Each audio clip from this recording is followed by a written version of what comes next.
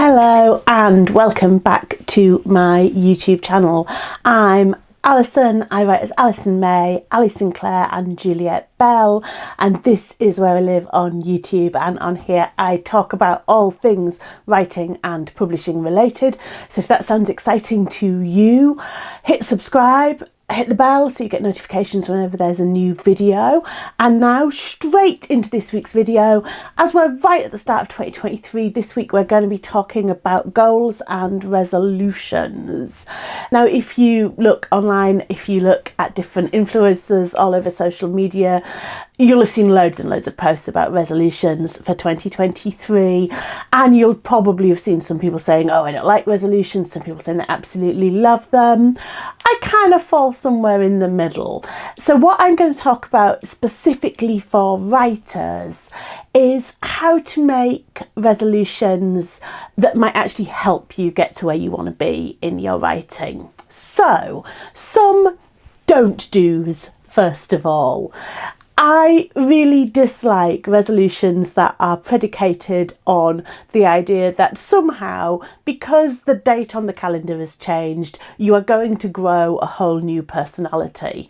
So, and I have form in this area, I'm speaking from experience, so I have many times in my life made resolutions like, this year I'm going to be much more organised. This year I'm not going to put things off to the last minute. And those are good intentions and would probably be very valuable things to achieve if I could manage it.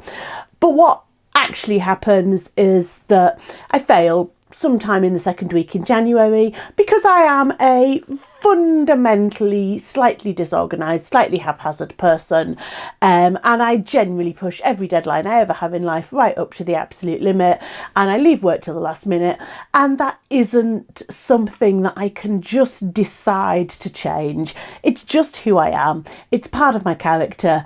So when I make resolutions like that, where the resolution is essentially, this year I will have a different personality, those never work out. So that's my number one don't do. Don't make resolutions based on you suddenly growing a new personality because it's the 1st of January. The second thing to be wary of is, I would say, making resolutions where you decide now for the whole year. I think that's just kind of unrealistic. So waking up on the 1st of January and going, this year I'm going to go to the gym 5 times a week, no matter what, is really difficult because you don't know what else is going to happen to you this year. And that might go really well for the first few weeks, but is that going to work for you on the 24th of August or the 15th of October? You probably realistically don't know. So making resolutions which are all or nothing and which kind of require you to decide on the 1st of January, this is how the whole year is going to go. That's not how life works. Realistically, things happen to us, circumstances change, unexpected events crop up, and we make thousands of decisions all the way through the day and all the way through the year. And every single one of those decisions is going to have an impact on whether we achieve the things that we're hoping to. So those are my 2 don'ts. First, don't assume your whole personality is going to change. And 2, don't forget to leave space for unexpected things occurring. And leave space for all of those decisions that you're going to make throughout the year. So the way that I'm going to suggest you think about your writing resolutions is like this. We're going to think about 3 things. We're going to think about dreams, really big abstract goals. Then we're going to think about process. What are you actually going to do? What are the chores? What is the work? What is the day-to-day stuff that's involved? And then we're going to think about if there's anything else we want to feed into that, any kind of bigger picture things that we just want to feed into those goals. I'm going to break that down a little bit, and I'm going to use my goals as an example. Now, this way of thinking about resolutions and goals and dreams doesn't have to be limited to 1 year.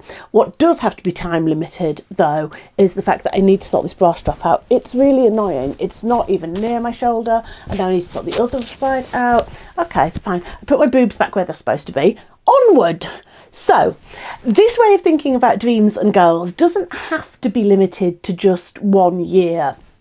If you come from different work backgrounds, I'm sure a lot of you will have seen people talking about SMART goals, goals which are specific, measurable, achievable, relevant and timed. I know the T stands for timed. So things that are very achievable and very practical and that can be stated in those terms. That's not what we're talking about here. Here I am giving you the freedom to dream and to dream big. So your dream as a writer might be, I want to be traditionally published. Maybe that's the dream.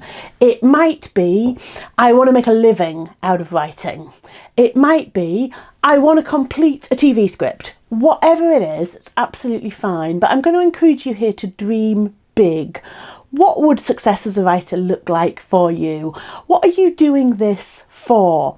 It might just be, I want to enjoy my writing. That is a really good dream. That is a really good goal to have. It's going to be individual to you. So my goals this year, which encompass writing and other things, essentially break down into 3 sections. So my writing dream, which isn't necessarily just for 1 year, but my writing dream is to make the majority of my income from writing. I never say to make all of my income from writing because I do lots of other things as well, and I never want to give those up fully, I don't think, but to make the majority of my income from writing. Now, I've been a working novelist for 10 years this year. My first book came out in 2013. I was writing seriously for quite a long time before that though. But I've been a published novelist for coming up to 10 years. And so the fact that I'm not currently making my living from writing is a bit of an eye-opener in terms of how publishing works, first of all. I've had better years and worse years over that 10 years. But realistically, it's really difficult to make a livable income from writing novels. It's not impossible. Lots of people do it, but it's really, really difficult. Over here in the UK, we have an organisation called the ALCS, who every 2 years publish a survey of authors' income. And their most recent survey came out at the end of 2022. And that said that the average author income in the UK is currently £7,000. Realistically, for most people to make a livable income, you would need to times that by 3 or 4, if not more. And obviously what is a livable income is going to vary massively depending on your circumstances, where you live, how many people there are in your household, how many of those people are your dependents, and how many of those people are earning and contributing to the household. So what is a livable income is obviously very movable, but £7,000 ain't it. And that has dropped fairly consistently over recent years, the average author's income. So it is really tough to make an income from writing that you can realistically live off. But that's my goal, is to be making the majority of my income from writing. And that's probably not a 1 year goal, but it is something that I've moved over the last few months from thinking, oh, well, I make most of my income from other things, but writing's great, and as long as I'm still being published, it's great, to thinking, actually, no, I want this to be my primary thing. I want this to be my main thing, my main income source. So that's my number 1 dream in writing terms. But then I have some other things that sit alongside that. My number 2 thing, which is a personal goal, and this is more time limited in a way, is to say that by this time next year, I want to be in better health than I am now. Health-wise, I have had a crummy 2022, or at least the second half of 2022. I had COVID back in the summer, in June, and I really haven't been 100% better ever since. So since I had COVID, I've caught 3 or 4 other quite nasty viruses. Every time I get to about 80% better, I catch something else. So my immune system has certainly never fully recovered, and my levels of fatigue and my ability to exercise and all of those things haven't really recovered either. So one of my really important goals for the next year is to try and be in better health at the end of the year as I am now. Now, again, that's not completely in my control. I could get sick again, I could get hit by a bus, all sorts of things could happen. One of the things that I worry about, because I have some chronic health problems as well, is that I'm at that point where the not having fully recovered from COVID, is that going to turn into proper long COVID and become a more serious thing? I really hope not, but the fact that I've never been quite 100% better is a little bit concerning at this stage. So that's something that I want to do whatever I can, whatever I'm in control of, to try and improve. And then the third goal that I want to really focus on this year is that I want to continue helping developing authors. And I want to find some new ways of doing that. So at the moment I lecture for university in the UK in creative writing. I run various retreats and courses and things like that. But I'm really keen to try and find ways where I can do that in a way that is lower cost to the developing authors who are engaging with those things, but that also means that I can keep a roof over my head as well. So that's something that I want to focus on. So to keep helping developing authors, and to do so in a way that is more inclusive of developing authors from lower incomes. So those are my three kind of dreams or goals. The big dream, really big dream, is to make the majority of my income from writing. And then the goals that are more specific to the coming 12 months are to try and concentrate on my own health, and to try to find ways to help developing authors that are more inclusive, particularly for lower income authors. So those are the dreams. You might just have one, that's absolutely fine. I've broadened it out to encompass areas outside writing, the holistic approach there. But you might just have one writing goal, one writing dream. That's absolutely fine. You might have more than one. If you do have more than one, a really good thing to ask yourself at that point is, do these fit together, or is there stuff here that's mutually exclusive? So mine, I think, fit together up to a point. The more my income I make from writing, the less I need to make from teaching and editing and things like that, and the more I'm able to offer those services at potentially lower costs. But there's a time issue there, in that to make more money from writing I potentially need to spend more time on my writing, and that squeezes other things, and I don't want to pack more and more and more stuff in, because I'm supposed to be focusing on my health as well, and that involves not stressing myself out massively. So there are some things that sit together really well there, and some things that look just maybe a little bit contradictory. They're going to provide some challenges. So let's think about the next stage. So the next thing I want to think about is process. So we have those dreams. Now, parts of those might be out of your control. If your dream, for example, is to get a literary agent this year, parts of that are out of your control. So process is where we ask ourselves, what are you actually going to do? And this is the bit that is much more within your control, up to a point at least. We can all have health crises, personal emergencies, family crises, work problems, all of that other stuff. But this is the bit that is more within your control. So if your goal was to get a literary agent, for example, it's not in your control whether a literary agent decides to sign a contract with you. What is in your control is what you write, what you send to them, how you present what you send to them, where you put yourself in terms of networking events, who you might meet, those sorts of things. So those are the bits you can potentially exercise more control over. And that's your process. What am I actually going to do? And that's the bit that you don't need to decide in full on the 1st of January. You might decide, what am I going to do during January? You might decide, what am I going to do this week? But your process then is much more about every little individual decision you make during the year. So if my goal is to make more of my living from writing, that involves every time I make a decision, which is, I should record some video content about this new book. I should do some TikToks. I should do some Instagram about this new book. Oh, I'm really tired. I don't know if I've got the energy to.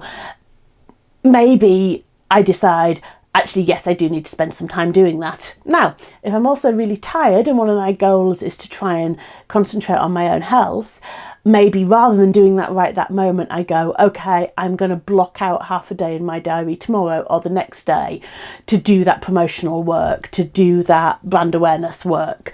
So your process is something that is all year round. It's not a question of deciding in January, I am going to write 2,000 words every single day. You might decide I'm going to write 2,000 words every day for the next 2 weeks, or you might decide I'm going to write 2,000 words a day until I finish the first draft of this book. But then you're probably going to need to take a step back and think, okay, what's my next process? So process is continual, and having that big high level goal, you bring into all the decisions you make throughout the year. So what you actually do, that's your process and your decision making, and that's not a one-stop shop. That's not something that you resolve on the 1st of January and then it all magically falls into place. That's something that you carry with you throughout the year. So again, if your goal is to find a literary agent, when you're thinking in, November that you've bought a ticket for a networking event and it's cold and it's wet and you don't want to go out and catch your train and you'd rather stay in bed with a hot water bottle, what was your goal? Your goal was to find a literary agent. You made the decision to buy a ticket to the Publishing Industry Network event. Now you're going to make the decision to put on clothes, find shoes, put makeup on, leave house and go and smile and be personable and delightful and charming for, a couple of hours, and then you can come home and put gym jams on and get under blankie and everything will be fine. It's those decisions, and it's something that we carry all the way through the year, not just something we do on the 1st of January. One other thing to think about that you might like to try is thinking about whether there is a ideology, an idea, a theme, a way of thinking, an approach that you want to hold on to right through the year when you're trying to work towards these goals. And the approach that I'm going to try and hold on to this year is sustainable. What is sustainable for me? So if I go, I want to make more of my living out of writing. Okay, that means I need to publish 4 books a year. Okay, that means I need to write a book every 3 months. I could probably do that for a book, 2 books, maybe 3 books at the outside. I can't do that for the rest of my life. I can't write that fast. I will burn out. I know I will. I won't have time to do anything else.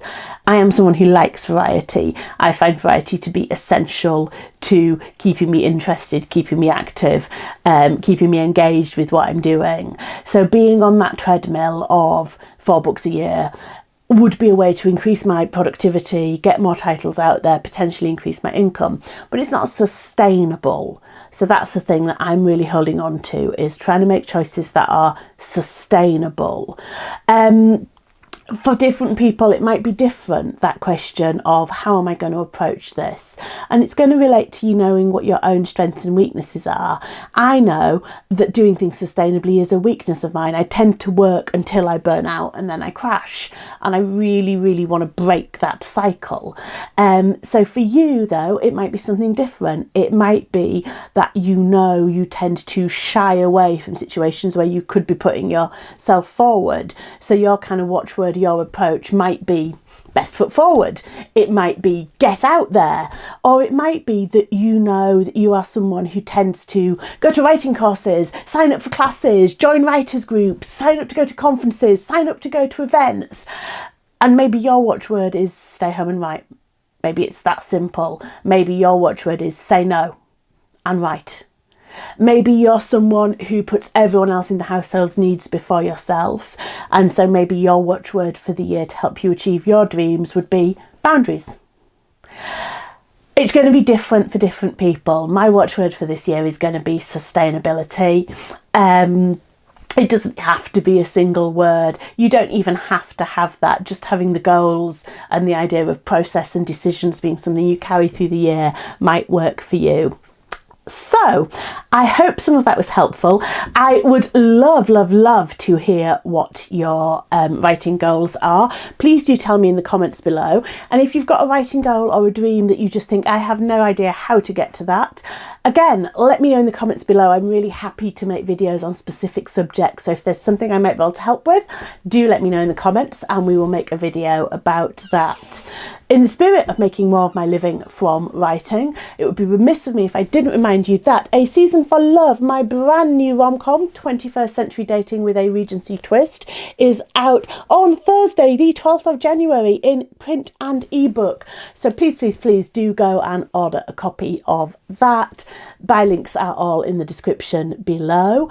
And I will see you next week when it will be publication week, and we'll be talking about what publication day involves from a writer's point of view. I will see you then.